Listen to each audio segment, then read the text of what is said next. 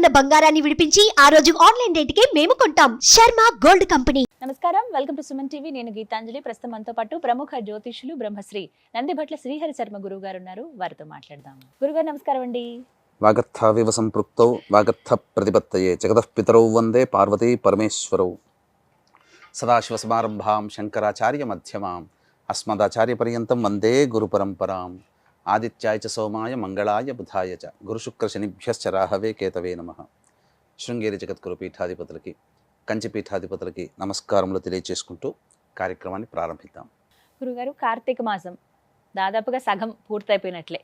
అయితే కార్తీక మాసం అనగానే సోమవారాలు చాలా విశేషంగా చెప్తారు. అలాగే ఏకాదశి, ద్వాదశి, పౌర్ణమి అనేది ఇంకా విశేషం. అసలు మాసం అంతా చేసినా చేయకపోయినా ఒక్క పౌర్ణమి రోజు ఉపవాసం ఉండి ఒత్తులు వెలిగించి ఆలయానికి వెళ్ళి అక్కడ కాసేపు గడిపి ఆ రోజు అంతా పూర్తయిన తర్వాత ఉపవాసాన్ని విరమించి ఇక చాలు, ఇంకా సంవత్సరం అంతా మనం పూజ చేసుకున్నటువంటి భాగ్యం అని అందరం భావిస్తామండి. అయితే మీరు ఒక మాట అన్నారు లాస్ట్ టైం వీడియోస్ చేసేటప్పుడు, పౌర్ణమి ఎంత విశేషమో అంతకు మించిన విశేషమైన రోజులు ఇంకా ఉన్నాయమ్మా కార్తీక మాసంలో అన్నారు. వాటి గురించి ప్రత్యేకంగా ఒక వీడియో చేద్దామని. అయితే ఇంకా ఆ రోజు ఇప్పుడు ఉందా అండి, లేకపోతే 15 రోజుల ముందే పూర్తయిందా? ఆ వివరాలు తెలియచేయండి.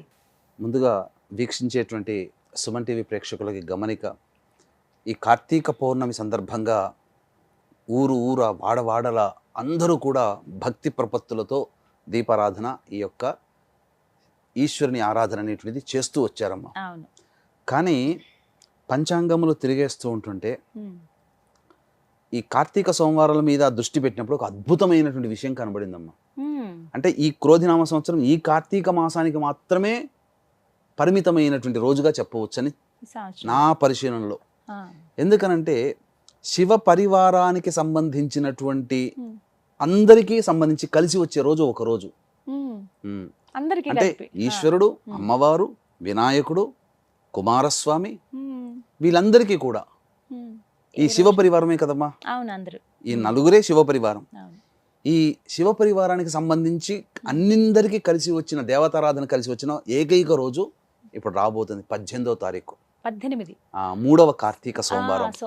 మూడవ కార్తీక సోమవారం. ఎందుకనంటే అమ్మవారికి అంటే గౌరీదేవి తిథిగా అనగా అధిపతిగా ఉన్నటువంటి తిథి ఏంటి? తదియ తిథి. తర్వాత సోమవారం, కార్తీక సోమవారం ఈశ్వరుడు. మళ్ళీ ఈశ్వరునికి ఇంకొక ప్రత్యేకత ఉంది. ఆ రోజున ఉన్నటువంటి నక్షత్రం ఏంటమ్మా? మృగశిర నక్షత్రం. మృగశిర నక్షత్రానికి అధిపతి ఎవరు? కుజుడు. కుజునికి అధిష్టాన దేవత మళ్ళీ సుబ్రహ్మణ్య స్వామి. అంటే ఇక్కడ సుబ్రహ్మణ్య స్వామి యొక్క సంబంధం కూడా వచ్చి చేరింది. ఇక 4వది వినాయకుడు. ఆ రోజున సంకష్టహర చతుర్థి, 18వ తారీఖు రోజున. అంటే మధ్యాహ్నానికి వస్తుందండి. అంటే ప్రదోషకాల సమయంలో చతుర్థి ఉంటే కనుక ఆ రోజే చేసుకోవాలి. సంకష్టహర చతుర్థి సోమవారం 18వ తారీఖు అయింది. అంటే వినాయకుడు, ఈశ్వరుడు, అమ్మవారు, కుమారస్వామి, సుబ్రహ్మణ్య స్వామి నలుగురికి సంబంధించినటువంటి రోజుగా చెప్పబడి ఉంది. కాబట్టి ఈ రోజున ఎవరైతే వీక్షిస్తున్నటువంటి ప్రేక్షకులు 3వ కార్తీక అంటే తెలిసి తెలియక కూడా చాలా మంది భక్తి ప్రపత్తులతో ఈశ్వరుని ఆరాధన చేస్తారు. అది అందరూ చేస్తారు. కానీ ఇప్పుడు మనము చెప్పబోయేటువంటిది తెలుసుకొని ఇంకా కొంత సమయం మన దేవతారాధనకి గనక వెచ్చించుకుంటే మరింత పుణ్య ఫలితము. అసలు చెప్పాలనంటే ఈ కార్తీక మాసం అంతా కూడా చేసిన పుణ్య ఫలితం ఒక్క రోజుకే వస్తుందేమో అన్నంతగా ఆ కలయిక ఉందమ్మా. మరి ఏం చేయాలంటే ఆ రోజున సాధారణంగా వివాహం కావాల్సినటువంటి అమ్మాయిలు ఆ రోజున కాత్యాయని వ్రతం చేయండి. ఎందుకంటే మృగశిర నక్షత్రం ఉంది కదా, అమ్మవారు కాత్యాయని వ్రతం చేసేటప్పుడు అమ్మవారు అధిష్టాన దేవత కాత్యాయని. అంటే తదియ తిథి కూడా కలిసి వచ్చింది, సోమవారము అయ్యింది. కాబట్టి వివాహం కావాల్సినటువంటి అమ్మాయిలు కాత్యాయని వ్రతాన్ని అనగా పుస్తకం బయట షాపులో పుస్తకంలో దొరుకుతుంది. కాత్యాయని వ్రతాన్ని ఆచరించి ప్రదోషకాల సమయంలో ముత్తైదువుకి పిలిపించుకొని, ఒక్కరిని కానీ ముగ్గురు కానీ పిలిపించుకొని వారికి స్త్రీ అలంకరణ వస్తువులు అంటే అద్దము, దువ్వెన, కాటుక, గాజులు, రవిక బట్ట, పూలమాల, పసుపు, కుంకుమ ఇవన్నీ కూడా ఆ ముత్తైదుకి వాయనం ఇచ్చి ముత్తైదుకి భోజనం పెట్టి తాంబూల దక్షిణ ఇచ్చి చేస్తే ఆ వ్రతం యొక్క సంపూర్ణ ఫలితం దక్కుతుంది. ఇది వివాహం కావాల్సినటువంటి వాళ్ళకి. ఇక ముఖ్యంగా కుజదోషం ఉన్నటువంటి వాళ్ళు కూడా ఈ కాత్యాయని వ్రతం సోమవారం చేయొచ్చు. సాధారణంగా మంగళవారం నాడు చేసుకుంటారు. కానీ ఈ సోమవారం, కార్తీక సోమవారం మృగశిర నక్షత్రము తదియ తిథి కూడా ఉన్నటువంటి కారణం చేత ఆ విధంగా చేయండి. ప్రదోష కాలంలో ముత్తైదుకి దానం ఇవ్వడం.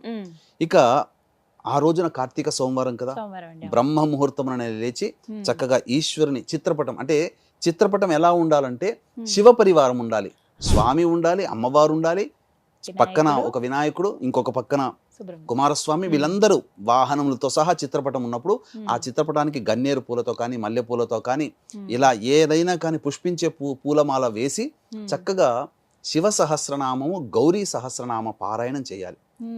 తర్వాత వినాయక అష్టోత్తరము, కుమారస్వామి అష్టోత్తరము, సుబ్రహ్మణ్య అష్టోత్తరం 3 సార్లు పారాయణం చేయాలి. తర్వాత వడపప్పు, పానకము ఇవన్నీ కూడా నైవేద్యం పెట్టాలి, చలివిడి కూడా నైవేద్యంగా పెట్టాలి. ఇక కుజదోషంతో బాధపడుతున్నటువంటి వాళ్ళు సుబ్రహ్మణ్య స్వామి అనగా శివాలయానికి చేరుకుంటే ఆ శివాలయంలో శివ పరివారం అంతా ఉంటారు. గణపతి ఉంటాడు, సుబ్రహ్మణ్య స్వామి ఉంటాడు, అమ్మవారు ఉంటాడు, ఈశ్వరుడు ఉంటాడు. ఆ రోజున చక్కగా అర్చనాభిషేకాదులు ఆ దేవాలయంలో గోతనామాలతో జరిపించుకోవడం ద్వారా వాళ్ళ సంకల్పం అనేటువంటిది అతి శీఘ్రముగా నెరవేరుతుందమ్మా. ఈ శివ పరివారం సంబంధించిన అన్ని కలిసిన రోజు ఆ ఒక్కరోజే ఉంది, 18వ తారీఖు. ఇక మరొక్క విశేషం ఏంటంటేనమ్మా, ప్రదోషకాలం సాయంకాలం 6:30 కల్లా తదియ వెళ్ళిపోతుంది, చవితి వస్తుంది. ఆ తరువాత మధ్యాహ్నం 3 గంటలకల్లా మృగశిర నక్షత్రం వెళ్ళిపోతుంది. అంటే ప్రదోషకాల సమయానికి సూర్యాస్తమయం 6:03, 6:04 ఉంది. ప్రదోషకాల సమయానికి శివుడి నక్షత్రమైనటువంటి ఆరుద్ర నక్షత్రం ఉంది. ఇంకా విశేషం అమ్మా సోమవారం. కాబట్టి ఈ ప్రదోషకాల సమయంలో ఎవరైతే అనగా పూర్తిగా ఆ రోజంతా ఉపవాసం ఉంటే మహాపుణ్యం అమ్మ. ఉపవాసం ఉండి ఈశ్వరుడికి అన్నాభిషేకం చేయించండి. చాలా ఆరుద్ర నక్షత్రం ఉన్నప్పుడు చేస్తారమ్మా. పైగా ప్రదోషకాల సమయంలో సోమవారం ఉంటుంది ఆరుద్ర నక్షత్రం. కాబట్టి దేవాలయంలో చేయగలిగే అవకాశం ఏంటంటే భగభగమండే అన్నముతో కాదమ్మా, అన్నముని పూలలాగా ఉండాలి. అంటే గంజి వారిస్తే చక్కగా వస్తుంది. మనం ఇంట్లో ప్రెషర్ కుక్కర్ లో పెట్టుకుంటే ముద్ద అవుతుంది. గంజి వారిస్తే చక్కగా పలుకులుగా వస్తుంది. కాస్త ఆరబెట్టి చల్లబడ్డ తర్వాత గోరువెచ్చగా మరీ వేడిగా కాకుండా ఆ ఉన్నటువంటి దాంట్లో అన్నాభిషేకం చేస్తే ఆ ఈశ్వరుడు ఆరుద్ర నక్షత్రము సోమవారము ఆ కలిసి వచ్చిన రోజు మాత్రం ఇంకా మళ్ళీ రేదమ్మ. అంతటి పవిత్రమైనటువంటి రోజుగా చెప్పబడి ఉంది. ఇంకా ఆ రోజున గనక అంతా ఉపవాసం ఉండి సాయంకాల ప్రదోషకాల సమయంలో చిన్న పని గనక చేస్తే సాక్షాత్తు ఈశ్వరుని కటాక్షం లభిస్తుందమ్మా. ఏంటి గురువుగారు? తప్పకుండా వీక్షించేటువంటి సుమన్ టీవీ ప్రేక్షకుల గమనిక, ఈ యొక్క కార్తీక మాసం ఆఖరి సోమవారం నవంబర్ 25వ తారీఖు రోజున తండ్రి వైపు 6 తరాలు, తల్లి వైపు 3 తరాల్లో కుటుంబంలో ఏవైనా దుర్మరణాలు ఉంటే అవి పితృదోషంగా చెప్పబడి ఉంటుంది. ఈ పితృదోషానికి గోకర్ణ క్షేత్రంలో నవంబర్ 25వ తారీఖు రోజున చేయించడం జరుగుతుంది పితృదోష నివారణ పూజలు. వీటి వల్ల కుటుంబ సభ్యుల మధ్య అవగాహన ఉండకపోవడం, పెళ్లిళ్ళు కాకపోవడం, సంతానం కలగకపోవడం, ఏ పని పూర్తి కాకపోవడం, ప్రతిదీ కూడా ఆలస్యం అవడం అనేటువంటిది జరుగుతుంది. ఈ అవకాశాన్ని ప్రేక్షకులు చక్కగా వినియోగించుకోగలరు. ఏం చెయ్యాలి ఆ సమయానికి అని అంటే అమ్మా, నిజంగా చెప్పాలంటే ఆరుద్ర నక్షత్రం అంటే సాక్షాత్తు శివ నక్షత్రం, పైగా సోమవారం నాడు కలిసి వచ్చింది. కాబట్టి చంద్రమండలంలో ఆకాశంలో చంద్రుని చూడాలమ్మా. చంద్రుని గనక చూసి చంద్రుని పక్కనే అంటే ఆరుద్ర నక్షత్రం ఉంటుంది, ఆరుద్ర నక్షత్రాన్ని ఆకాశంలో దర్శనం చేసుకోవాలి. దానివల్ల ఈశ్వర అనుగ్రహం కలుగుతుంది. ఎందుకంటే ఈశ్వరుడి నక్షత్రం అది. అన్నాభిషేకం చేసి తర్వాత అర్చన జరిపించుకొని అనగా నక్షత్ర మండలంలో ఆరుద్ర నక్షత్రాన్ని దర్శించుకోవాలి. మీరందరూ అడగవచ్చు, వీక్షించే ప్రేక్షకులు కూడా, మీరంటే తెలుసుకోగలుగుతారు, మాకెలా తెలుస్తుంది అది. అయితే ఇక్కడ గమనించాల్సింది ఏంటంటేనమ్మా, చంద్రుడు ఎక్కడ ఉంటాడో, చంద్రుడు ఏ నక్షత్రంలో సంచరిస్తుంటాడో ఆ నక్షత్రం పక్కనే చంద్రుడు ఉంటాడు. ఇదొక బండ గుర్తు. ఇప్పుడు ఈ రోజు మృగశిర నక్షత్రం, ఆ రోజున మృగశిర నక్షత్రం ఉంది.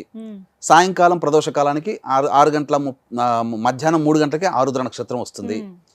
ఆ సమయంలో చంద్రుడు గనక ఆకాశంలో చూస్తే చంద్రుని పక్కన ఏ నక్షత్రం అయితే ఉంటాయో సమూహము, ఆ నక్షత్ర సమూహంలో ఉంటాడు. ఆరుద్ర నక్షత్రానికి ఆనుకునే చంద్రుడు ఉంటాడు. ఎందుకంటే ఆరుద్ర నక్షత్రంలో చంద్రుడు సంచరిస్తున్నాడు కాబట్టి ఇక సందేహమే లేదు. ఎలా గుర్తుపట్టడం ఆరుద్ర నక్షత్రాన్ని అంటే, ఆరుద్ర నక్షత్రం యొక్క రూపం ఎలా ఉంటుందంటే తాండవిస్తున్నటువంటి నటరాజు యొక్క స్థితి ఉంటుంది, ఇలా ఉంటుందన్నమాట.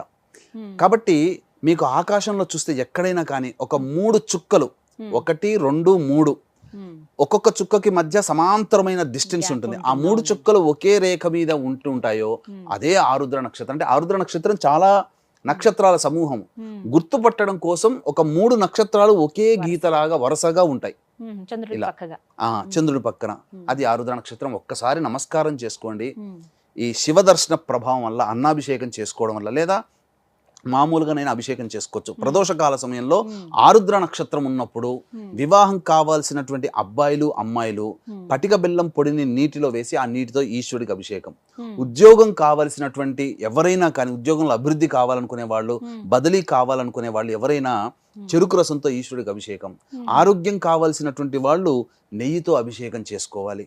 ఇలా పలు రకాలైనటువంటి ద్రవ్యములతో చేస్తే చాలా విశేషమైనటువంటి పుణ్య ఫలితం. ఆ ప్రదోషకాల సమయంలో చేసి అర్చన చేసి ఈశ్వరుని దర్శించుకోండి. చాలా పుణ్యమైందమ్మా.